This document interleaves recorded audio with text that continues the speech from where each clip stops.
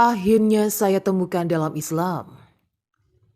Saya lahir dalam keluarga campuran, bukan secara rasial tapi religius.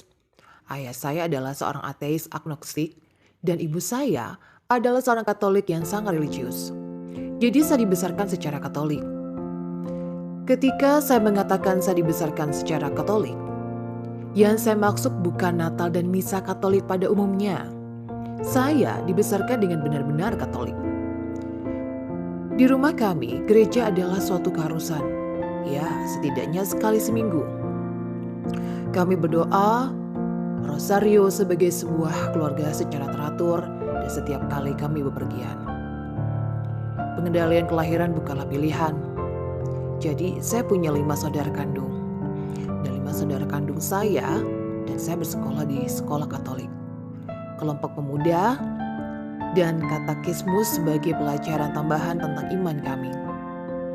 Ketika saya mulai belajar tentang Islam di akhir masa remaja saya mengenali banyak hal yang saya pelajari dari pendidikan Katolik saya. Ini masuk akal sekali ketika saya mengetahui bahwa Islam bukanlah agama yang berbeda. Itu meluruskan pesan asli dari semua nabi. Seraya saya belajar lebih banyak, saya belajar bahwa meskipun Alkitab telah diubah oleh manusia, masih ada beberapa sisa dari pesan dan tradisi asli Yesus yang bertahan hingga hari ini. Ini adalah beberapa hal yang saya pelajari sebagai seorang Katolik yang kemudian saya temukan dalam Islam. Setelah kelas katekismusnya, ibu saya akan pulang dan membagikan apa yang dipelajari. Pada suatu kelas tertentu, wahyu dan akhir hari menjadi topik diskusi. Maka dia pulang hari itu dengan sangat bijaksana dan berkata bahwa dia telah belajar bahwa mendekati hari penghakiman. Kita akan tahu siapa umat Allah itu dengan tanda gelap di dahi. Jangan merusak tanah atau laut atau pohon sampai kita memasang segel di dahi para hamba Tuhan. Ini Revelation ayat 73. Pertama kalinya aku melihat seorang muslim dengan tanda gelap pada dahi dari membuat sujud atau sujud sering. Itu memukul saya umat Tuhan memiliki tanda gelap di dahi mereka karena mengabdikan mereka untuk menyebut Tuhan dalam doa dan sujud. Ada sedikit cerita diketahui dalam agama Kristen tentang ketujuh orang yang tidur. Itu telah dibuat menjadi dongeng tentang seorang pria bernama Rip Van Winkle. Tetapi kisah adalah agama Kristen berjalan jauh berbeda. Dalam agama Kristen dikatakan bahwa ada 7 pemuda oleh yang tinggal di negeri yang diperintah oleh seorang tiran. Tiran itu mengutuk para pemuda yang soleh ini sampai mati karena menolak penyembahan berhala dan malah menyembah Tuhan saja. Setelah keputusan itu, penguasa memberi waktu kepada para pemuda itu beberapa hari untuk mempertimbangkan kembali agama mereka.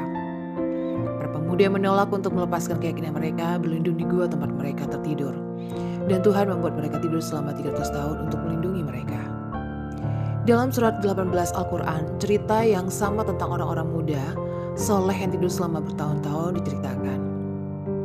Dan setiap ketidakkearutan yang ditambahkan selama bertahun-tahun diperbaiki. Ingatlah, tatkala pada pemuda itu mencari tempat berlindung ke dalam gua, lalu mereka berdoa, "Wahai Tuhan kami, berikanlah rahmat kepada kami dari sisi-Mu, dan sempurnakanlah bagi kami petunjuk yang lurus dalam urusan kami ini." Maka kami tutup telinga mereka beberapa tahun dalam gua itu. Kemudian kami bangunkan mereka agar kami mengetahui manakah di antara kedua golongan itu yang lebih tepat dalam menghitung beberapa lama mereka tinggal dalam gua itu. Kami kisahkan kepadamu Muhammad cerita ini dengan benar. Sesungguhnya mereka adalah pemuda-pemuda yang beriman kepada Tuhan mereka, dan kami tambah pula untuk mereka petunjuk. Surat Al-Kahfi ayat 10-13. Kebanyakan orang Kristen dibesarkan dengan ikonografi Maria, Ibu Yesus atau Swau, mengenakan jilbab, tetapi hanya sedikit yang menyadari itu adalah perintah dalam Alkitab. Ya, jika dia menolak untuk memakai penutup kepala, dia harus memotong semua rambutnya.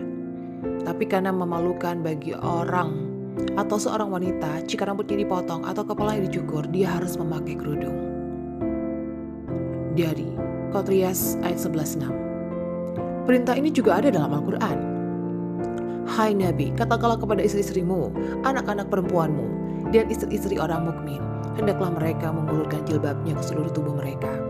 Yang sedemikian itu supaya mereka lebih mudah untuk dikenal, Karena itu mereka tidak diganggu dan Allah adalah Maha Pengampun bagi Maha Penyayang.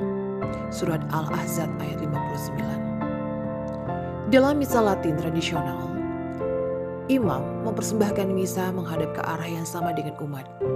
Karena dia dan umatnya bersama-sama menyembah Tuhan. Imam dan umat semuanya menghadapi apa yang disebut dengan ad orientum, artinya ke arah timur. Ad orientum ini tidak lagi dilakukan sebagian besar gereja. Ad orientum ini adalah tradisi yang sangat mirip dengan cara umat Islam berdiri di belakang imam atau pemimpin yang semuanya menghadap ke arah yang sama, yakni kiblat saat salat. Waktu dan cara di mana Yesus dikatakan telah berdoa di dalam Alkitab serupa dengan cara yang Muslim berdoa hari ini. Subuh, waktu sholat yang dimulai saat istirahat dan berlangsung hingga matahari terbit. Pagi-pagi sekali saat hari masih gelap, Yesus bangun, meninggalkan rumah dan pergi ke tempat sunyi di mana dia berdoa. Ini dari Markus Alkitab 1:35. Sujud dan pergi sedikit lebih jauh, dia jatuh terkurap dan berdoa berkata, "Ayahku, jika memungkinkan biarkan arwah cawan ini berlalu dariku. Meskipun demikian bukan seperti yang saya inginkan, tetapi seperti yang Anda inginkan." Matius 26:39. Oh, datanglah, mari kita menyembah dan sujud. Mari kita berlutut di hadapan Tuhan Pencipta kita. Mazmur 95:6.